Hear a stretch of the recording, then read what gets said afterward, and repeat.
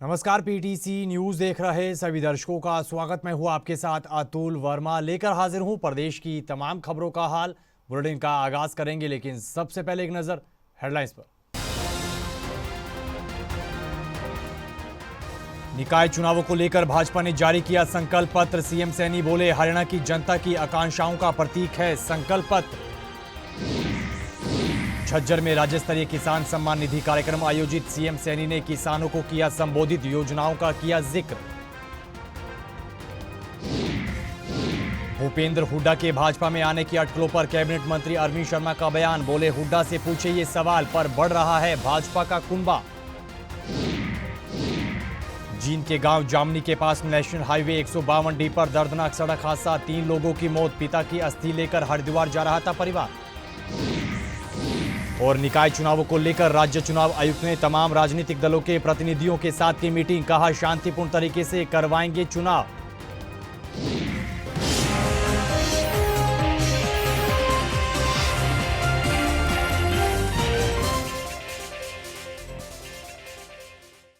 तो चलिए बुलेटिन का आगाज करेंगे अहम खबर के साथ। निकाय चुनावों को लेकर भारतीय जनता पार्टी ने अपना संकल्प पत्र जारी कर दिया है। रोहतक में हुए इस कार्यक्रम में मुख्यमंत्री नायब सिंह सैनी ने भाजपा का संकल्प पत्र जारी किया। इस मौके पर भाजपा के प्रदेश अध्यक्ष मोहनलाल बडोली समेत तमाम कैबिनेट मंत्री भी मौजूद रहे। इस दौरान सीएम सैनी ने कहा कि संकल्प पत्र हरियाणा की जनता की आकांक्षाओं का प्रतीक है और पूरे हरियाणा से लोगों की राय इसमें शामिल की गई है। सीएम ने कहा कि जल भराव से निपटान के लिए विशेष काम किया जाएगा। सीवरेज ट्रीटमेंट प्लांट पर काम किया जाएगा। इसके अलावा जल निकासी का भी विशेष प्रबंध सरकार की ओर से होगा। संकल्प पत्र समिति की अगुवाई में हमने हरियाणा के कोने कोने से जनता के विचार और सुझाव एकत्र किए हैं, ताकि इसमें हरियाणा के हर नागरिक की आकांक्षाओं का प्रतिबिंबित हो सके। यह संकल्प पत्र हरियाणा के सतत और निरंतर विकास का रोड मैप है, जिसमें किसान, युवा, महिलाएं, व्यापारी और मजदूर हर वर्ग के लिए हमारे संकल्प पत्र और प्रतिबद्धताएं स्पष्ट रूप से शामिल हैं। हमने यह सुनिश्चित किया है कि विकास की यह यात्रा बिना किसी बाधा के लगातार तीव्र गति से आगे बढ़ती रहे। आज हरियाणा को ट्रिपल इंजन सरकार की आवश्यकता है। इधर झज्जर में हुए राज्य स्तरीय किसान सम्मान निधि कार्यक्रम में बतौर मुख्य अतिथि पहुंचे हरियाणा के मुख्यमंत्री नायब सिंह सैनी ने प्रदेश के किसानों को संबोधित किया। इस दौरान सीएम सैनी ने पीएम मोदी के नेतृत्व का जिक्र किया और हरियाणा सरकार की ओर से चलाई जा रही कई योजनाओं का जिक्र भी किया। सीएम सैनी ने कहा कि सरकार ने प्रदेश के किसानों के लिए वैकल्पिक खेती को ध्यान में रखते हुए सुविधाएं मुहैया करवाई हैं और भाजपा सरकार किसान हितैषी सरकार है। धनखड़ जी ने भावांतर भरपाई की चर्चा की है। अभी मैंने 3-4 रोज पहले भावांतर भरपाई का 110 करोड़ रुपया वो किसान के लिए जारी किया है। 110 करोड़ रुपया, ताकि किसान को अगर उसकी फसल का घाटा पड़ता है तो घाटा मेरे किसान को नहीं, हरियाणा सरकार उसको पूरा करने का काम करेगी। ये निर्णय भी हमारी सरकार ने लिया है। भाइयों, मुझे ये भी खुशी है कि हमने हरियाणा के अंदर जो मेरा पानी मेरी विरासत योजना के तहत धान की जगह है अलग से वैकल्पिक अगर कोई फसल बोने का काम करता है तो हरियाणा सरकार उसको 7,000 रुपया प्रति एकड़ के हिसाब से देने का काम ये हमारी सरकार करती है। और मुझे खुशी है इस योजना के तहत हरियाणा प्रदेश के अंदर 1,29,000 किसानों के खाते में 148 करोड़ रुपया हमने पहुंचाने का काम ये हमारी सरकार। वहीं बीते दिन प्रधानमंत्री नरेंद्र मोदी ने किसान सम्मान निधि की 19वीं किस्त जारी की। इस पर प्रदेश के कृषि मंत्री श्याम सिंह राणा ने प्रतिक्रिया दी है और हरियाणा में जारी हुई किस्त को लेकर भी जानकारी दी है। इस दौरान उन्होंने पीएम मोदी के नेतृत्व का भी जिक्र किया है। देखिए, माननीय प्रधानमंत्री महोदय जी नरेंद्र मोदी जी आज बिहार के भागलपुर से किसान भाइयों को खेती के खर्च हेतु प्रधानमंत्री किसान सम्मान निधि योजना की 19वीं किस्त के माध्यम से पूरे देश में 9 करोड़ 80 लाख किसानों के बैंक खाते में कुल 22,000 करोड़ रुपए की राशि डीबीटी के माध्यम से जारी करेंगे।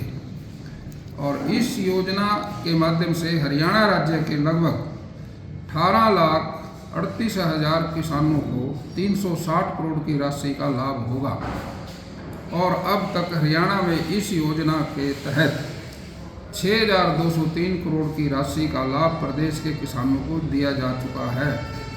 इसलिए प्रधानमंत्री जी किसानों का ख्याल रखें। वहीं हरियाणा के कैबिनेट मंत्री अरविंद शर्मा ने पूर्व सीएम भूपेंद्र सिंह हुड्डा के भाजपा में आने की अटकलों पर अपनी प्रतिक्रिया दी है।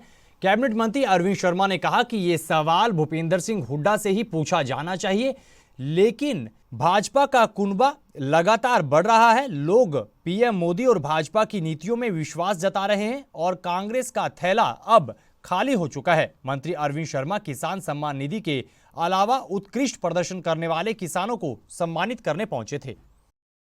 देखिए, भारतीय जनता पार्टी अपने आप में विश्व की सबसे बड़ी पार्टी है।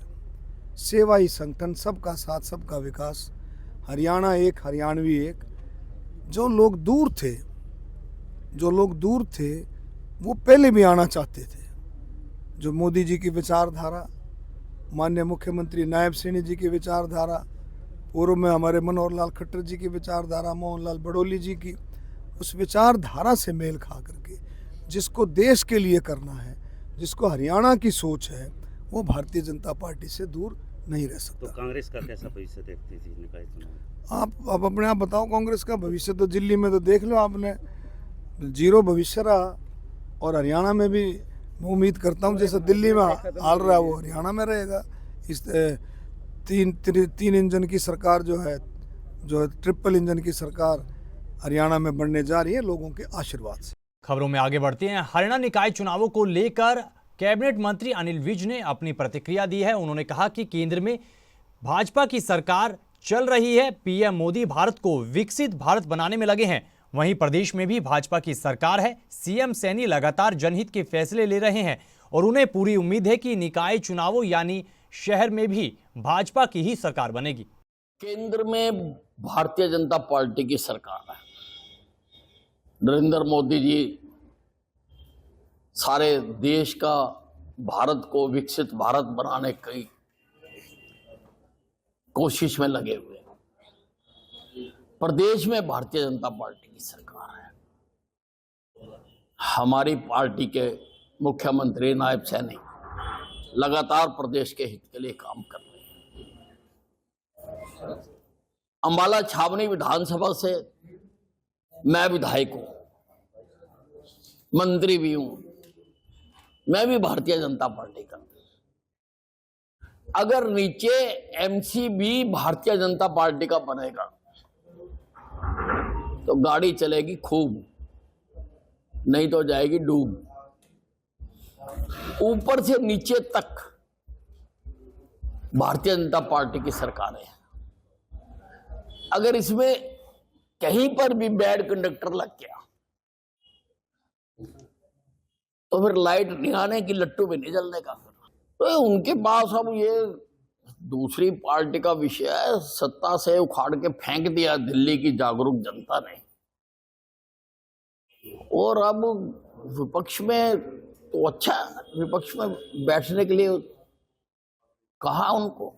खबरों में आगे बढ़ेंगे, अगली खबर का जिक्र करेंगे। अगली खबर जींद से है। जींद के गांव जामनी के पास नेशनल हाईवे 152D पर दर्दनाक सड़क हादसा हुआ है, जिसमें 3 लोगों की दर्दनाक मौत हुई है। जानकारी के मुताबिक हाईवे पर खड़ी पिकअप गाड़ी को पीछे से कार ने जोरदार टक्कर मार दी।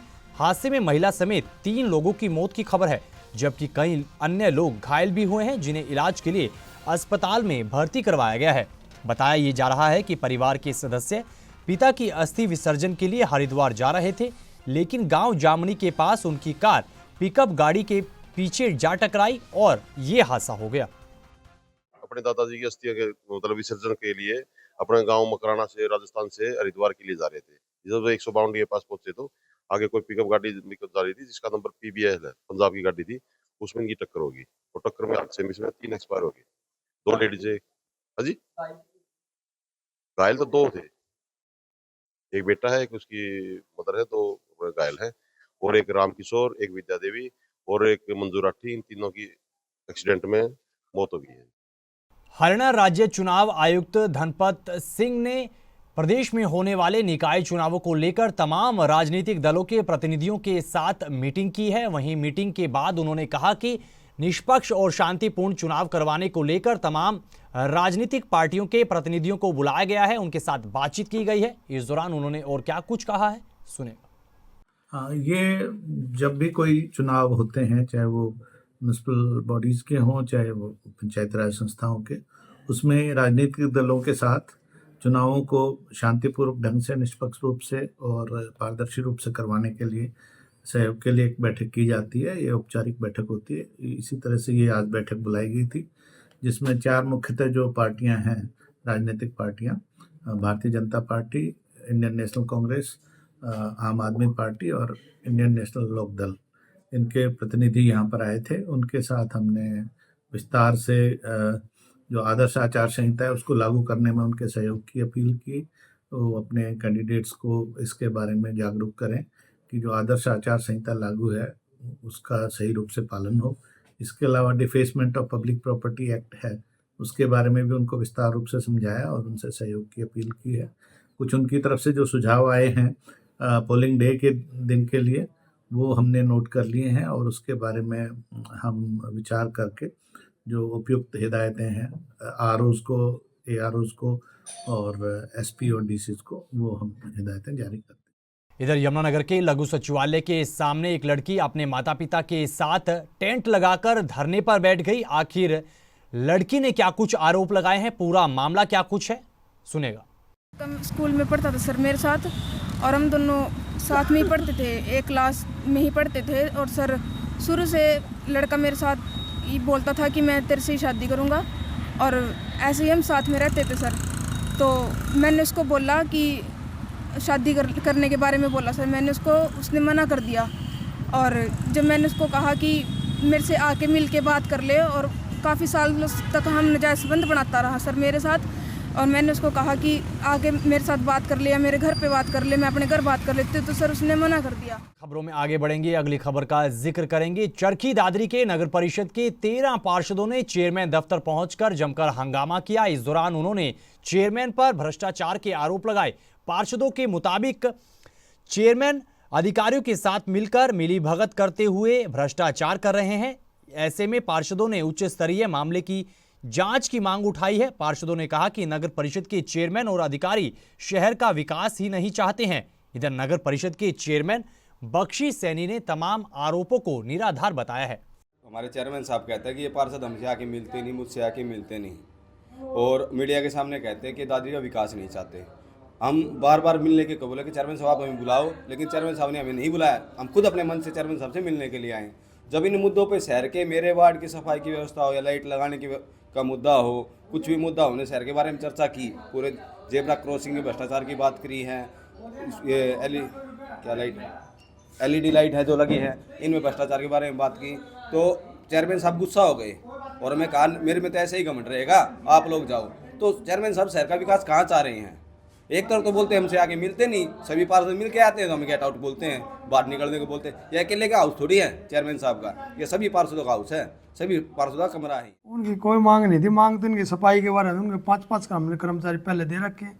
कोई कर्मचारी छुट्टी पर चला जाता उसका तो मैं कैसे जिम्मेवार हूँ उसका। तो इस खबर के साथ फिलहाल इस बुलेटिन में इतना ही, लेकिन PTC न्यूज पर खबरों का सिलसिला बदस्तूर जारी है। आप बने रहिए PTC न्यूज के साथ। फिलहाल के लिए दीजिए इजाजत, नमस्कार।